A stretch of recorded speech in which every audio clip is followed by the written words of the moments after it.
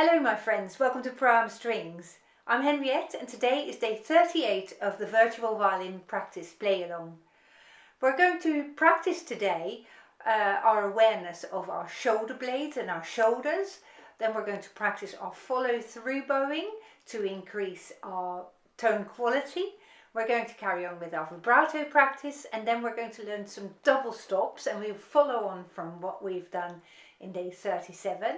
And then we're going to make our improvisations even more exciting. So stay on right until the end of this video because the best part is at the end. Let's go ahead and let's get started.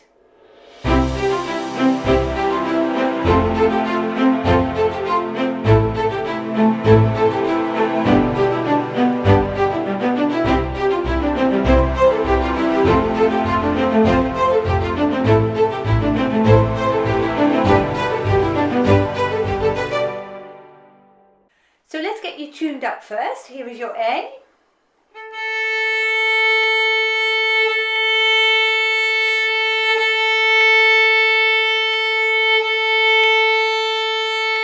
Here is your E.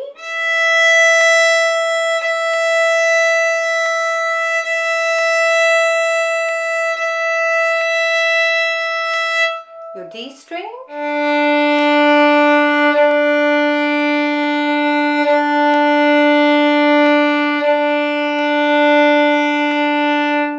Finally your G.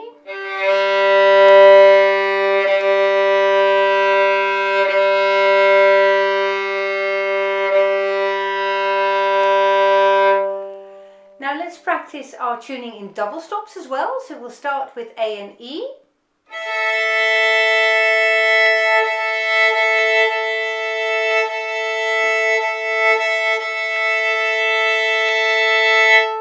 A and D.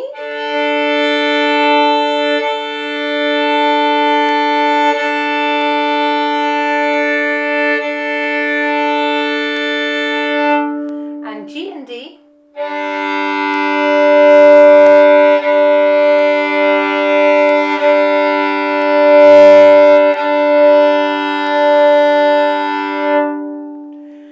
We're going to start today's lesson by practicing your shoulders. So let's put your violin and your bow down. And what I'd like you to do is lift your shoulders up as high as you can towards your ears and then drop them down. And let's do that again. Lift your shoulders up and drop them down. And one more time. Lift up and drop them down. Now this time, let's spread your arms out wide like that. And we'll do the same thing. Lift your shoulders up and drop them down. Up and down and up and down. And most people find this much harder to do than when your arms are down, you see. Now let's imagine your shoulder blades. If you look at your back from behind, you can imagine your two shoulder blades sitting there. And if you spread your arms out wide, your shoulder blades do that. So in our next exercise, what I'd like you to do is focus on your back body and on your shoulder blades to see if you lift up your elbows like that.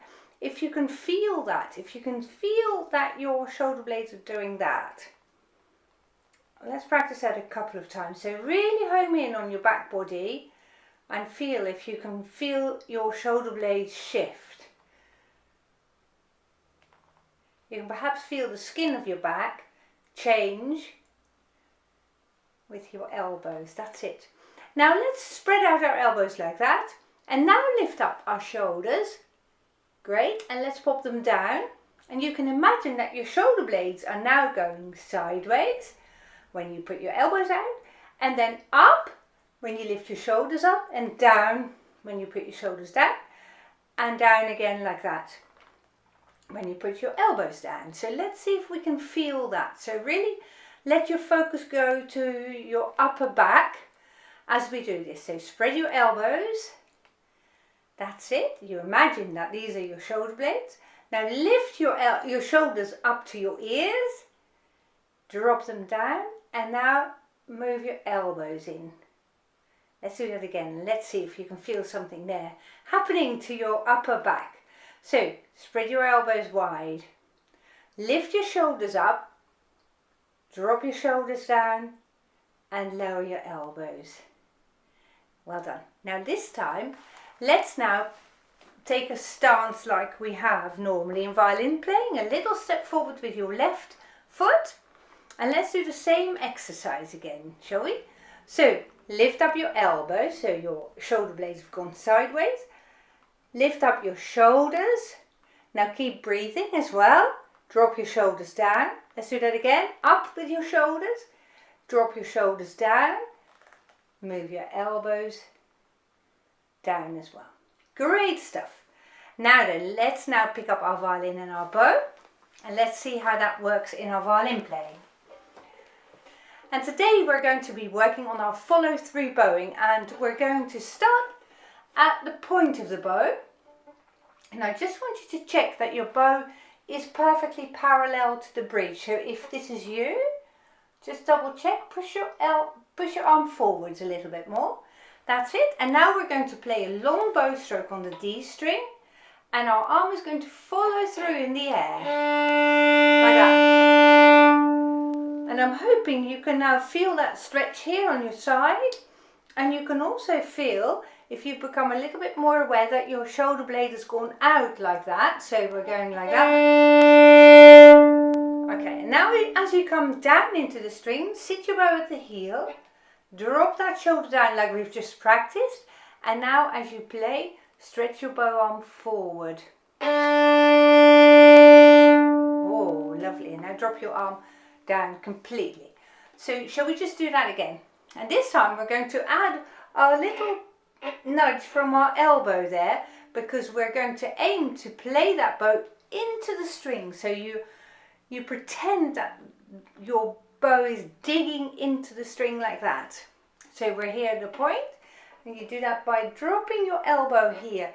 Remember, my shoulder is already down, okay? When you're ready, here we go.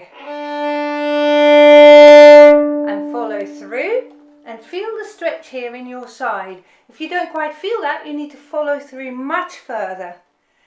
Okay, because I want you to become more aware of your back, you see. Drop your bow down, sit it at the heel of the bow on the D string. Now drop your shoulder down and your elbow down.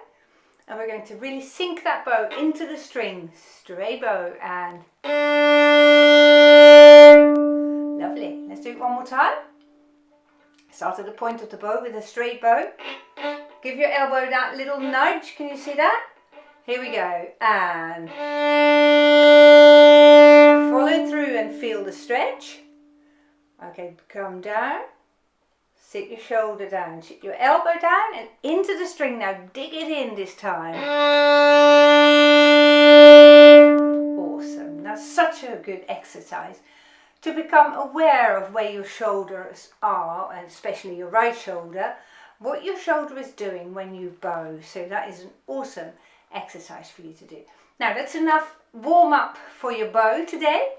Let's now practice some vibrato, and choose any finger that you like to start on today. And we're just going to start with this gentle sliding. Remember, this is all one piece, so you're not flapping your wrist about like that. You just want to move your whole forearm. And we're going to count to 4 now. 1, 2, 3, 4. 1, 2, 3.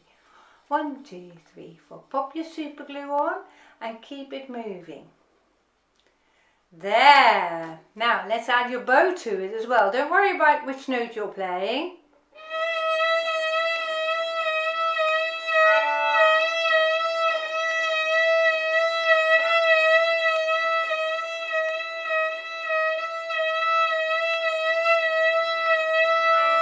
That's it. Very good. Whether you are a beginner or an intermediate player or even an advanced player, it's such a good exercise to practice this slow vibrato. It's always good to remind yourself of what the exact movements are, and this is one of those superb exercises. Now if you feel like you can do a couple of wobbles like that, and then you lose the control and it goes suddenly fast, stop your vibrato then. So give your arm a really good rest like that, a good swing, and then we'll try it again. Because we don't want to give in to that spasm if that happens. That sometimes happens. It happens in most people at some point, so don't worry if it happens. But you want to just go back and remind your muscles gently how they need to move. Okay, so let's pick a different finger this time and let's slide. Add your counting, so we put a rhythm to it. 1, 2, 3, 4, 1, 2, 3, 1, 2, 3, 4, and at some point you think, yeah, I've got it, and then you put your super glue on. Now let's put the bow to it as well. Again, don't worry which sound you make.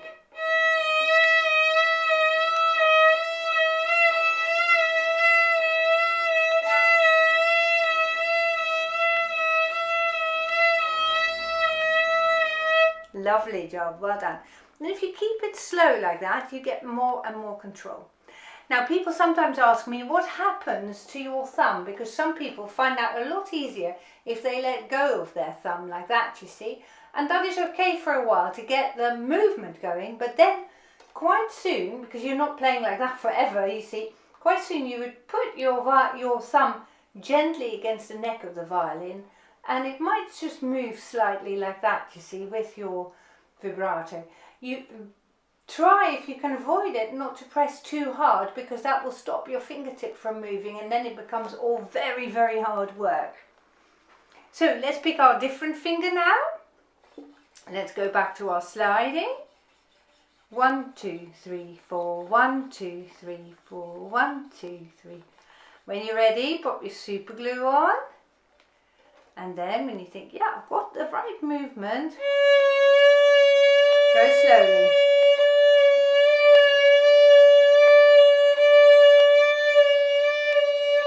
Now, if you slide a little bit, it doesn't matter. So long as you keep moving from your elbow, gradually that will settle and you'll be able to relax better into this movement, and you will be able to stay in your same place with your fingertips. So don't worry too much if that's sliding a little bit. So let's now practice our last finger. So we're going to slide. 1, 2, 3, 4, 1, 2, 3, 4, 1, 2, 1, 2, 3, 4. Pop your super glue on and put your bow together.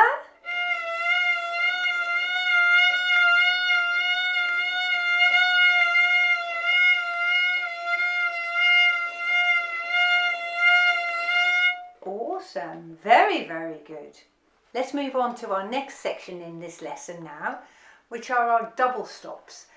And you will remember that in our last lesson we started on octaves in the key of D major, and we're going to do that again today, but let's just refresh our memory how it goes. So we're playing an open D string followed by 3 fingers on the A string, which is another D, a high D, and now we're playing this together, and we'll do another long bow like this. And in this instance I would like you to test your fingers and make them absolutely precisely in tune.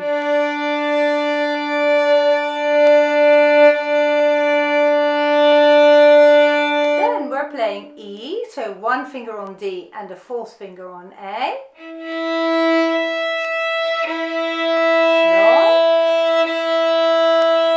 Long. And remember, this second long bow stroke gives you the opportunity to make the tuning better. So always use that second go, and if you want to add a 3rd go or a 4th go, by all means just pause this video and practice it a little bit more before you then go on. Now we're going to slide up a position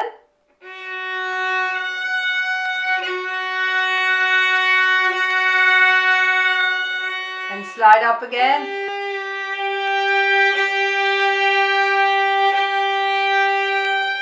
A.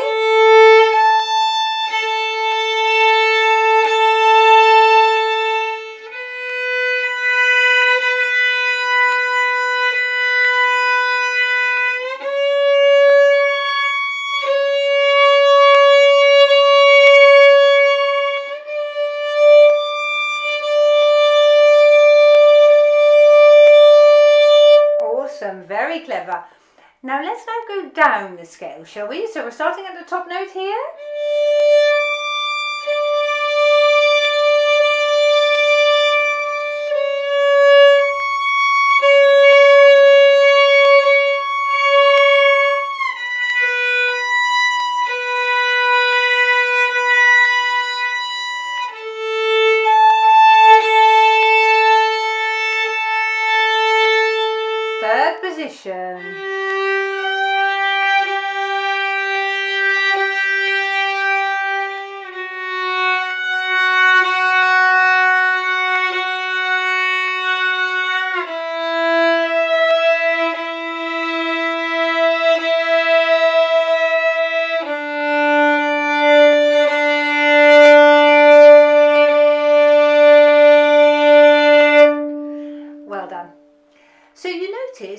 are a couple of things that I work on. First of all, I work on the intonation as well, but in order to get the intonation correct, I need to know exactly whether I'm shifting up a semitone or a tone. Now, I think by now you know that the key of D major has got two sharps in its key signature, an F sharp and a C sharp. So you might know the letter names as you play, and that's a good practice in itself to know where you're going, which note is called what. The other thing that we are going to try and add this time when we play it again in a moment is that these are all position changes, of course, aren't they? So I want you to swing your elbow and then go up a position, swing out and under. You've done position changes many times in this course, so let's see if we can add that as well. And then one final thing, if you've got any brain space left, I barely have any, you want to see if your fingers can go down at the same time, and you can leave them down the whole time. We don't want this to happen. Okay, so you leave your fingers down. Actually, that might be our first priority when we play it next. So if all else fails, make sure that your fingers stay on the string, except of course when you go from two strings to two different strings. And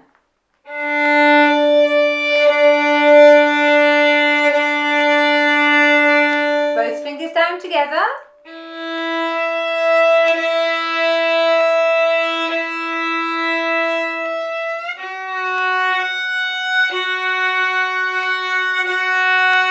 Leave your fingers on the string.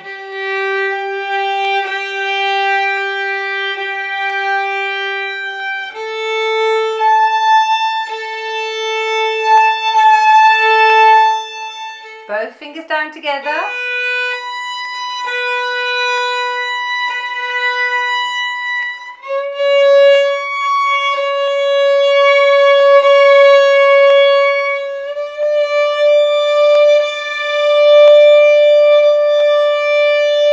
Awesome, just hold it here a moment. That's getting much better in your technique, isn't it? Now this time I want you to make sure that your bow stays on the string throughout. So I hear this quite a lot.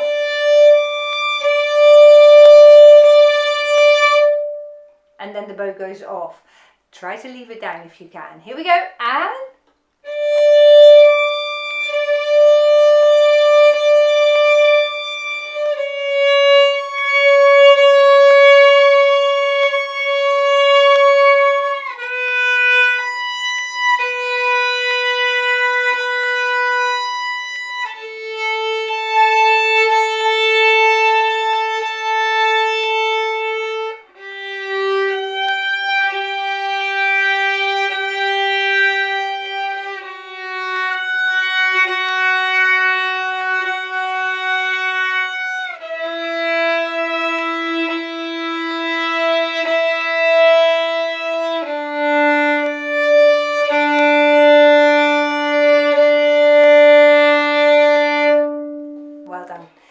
you practice this, you get a little bit better at it. So this is very much a development, isn't it? We're not looking for the finished product today, but you are on a roll. Tomorrow will be a bit better than today, and today is already a lot better than it was yesterday. So well done for keeping going with this. So now it's time for our improvisation, and this is always the highlight, I think, of every video. And today we're going to continue our improvisations in the style that we have been doing it in day 37. So we're going to put 4 sections together, and the first 3 sections can be just in the key of D major.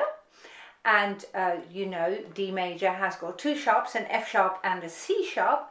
And then our 4th section is going to be our perfect cadence of 1-4-5-1. And if that sounds like gobbledygook to you, I'll explain what that means again. 1 means the tonic of the scale, so that is the D, the first note of the scale, the first degree of the scale, it's called. Then the 4th degree of the scale, which is the 4th note of the scale, is a G. You can count D, E, F sharp, G, if you just count the notes of the scale. The 4th degree is the G. The 5th degree is the A. And then we'll play a D again, the first degree of the scale. So 1-4-5-1. 5, 1, and they're technical names of the notes in each of the scales. So if you play in a different key, 1, 4, 5, 1 will still be the same relative notes, but there will be different notes compared with when you play in D major, of course.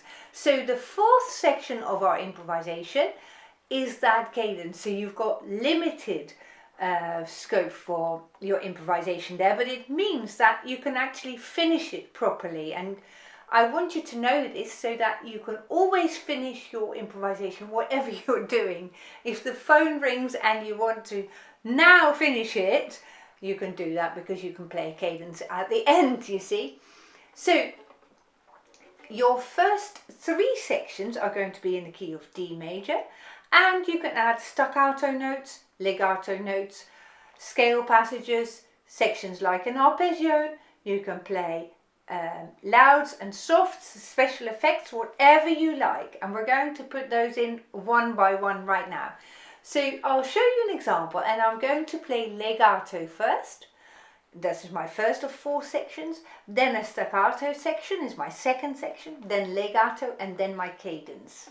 So here we go. I'll show you an example and then I'll let you do it, and I'll wait, I'll be quiet for a moment. Okay, here we go.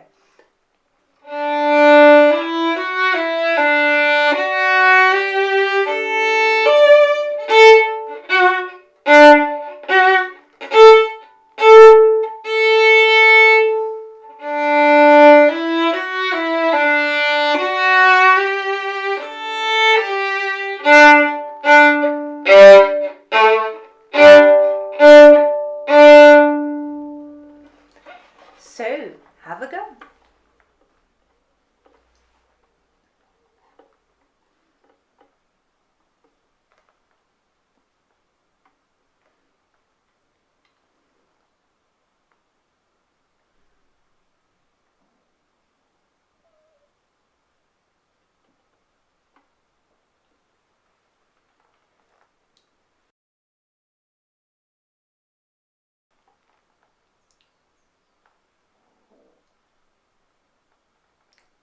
And I hope you managed that all right.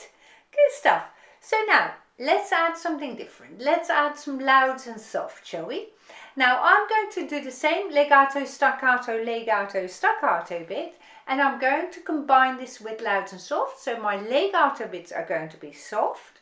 My staccato bits are going to be loud. So I'm trying to think of a different one.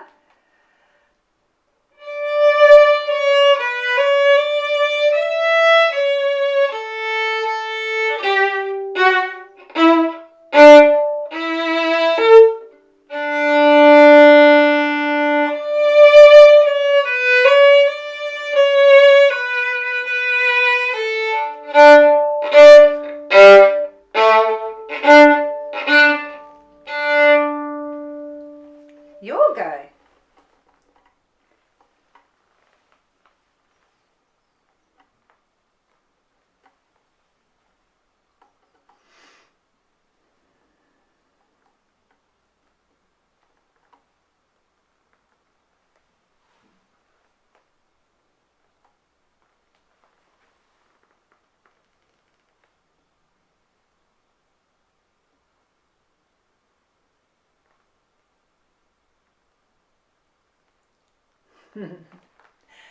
When you experiment with things, sometimes they go very well and you discover things, and when you experiment also, sometimes things don't really go to plan, and that's okay because you know where your boundaries are then, isn't it? So don't worry if you play lots of mistakes and you forget to put the cadence at the end.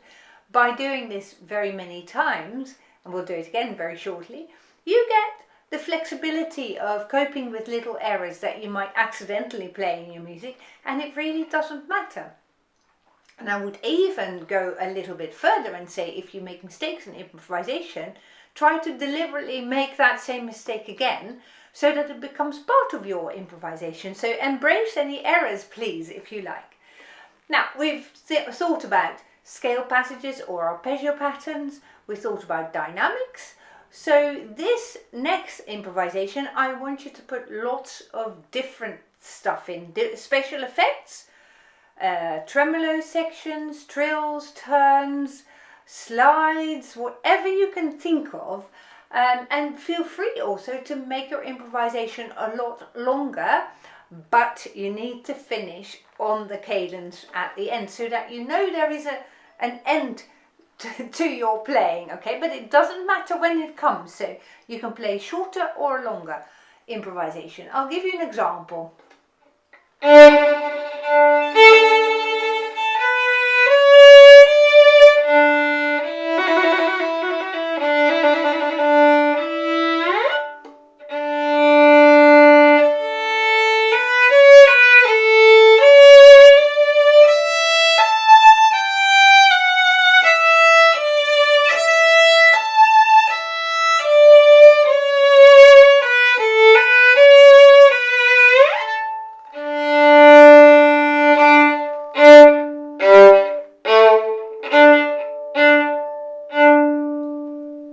Over to you. Experiment and go ahead.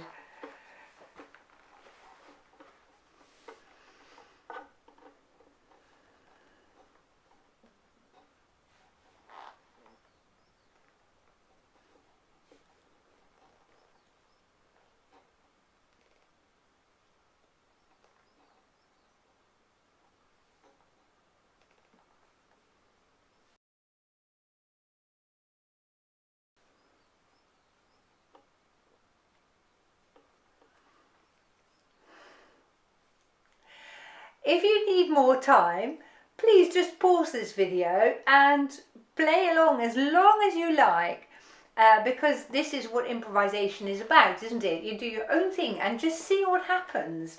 And sometimes you find you're really successful, and other times you think, maybe I could have done better, you see, but it doesn't matter. It's that experience that you gain all the time simply for trying out things. So I am so pleased with how well your improvisations have developed, and they're really turning into some very decent pieces of music now. Super work. So in our next two lessons, day 39 and day 40, we are going to explore this a little bit more, and we're going to do some more techniques to warm us up as well. So I very much look forward to seeing you again. Don't miss those last two lessons of this series, because we are very soon going to go back to school here in the UK. So this series is going to finish at day 40. So make sure you turn up for those last two ones as well. And I very much look forward to seeing you again in day 39. Goodbye.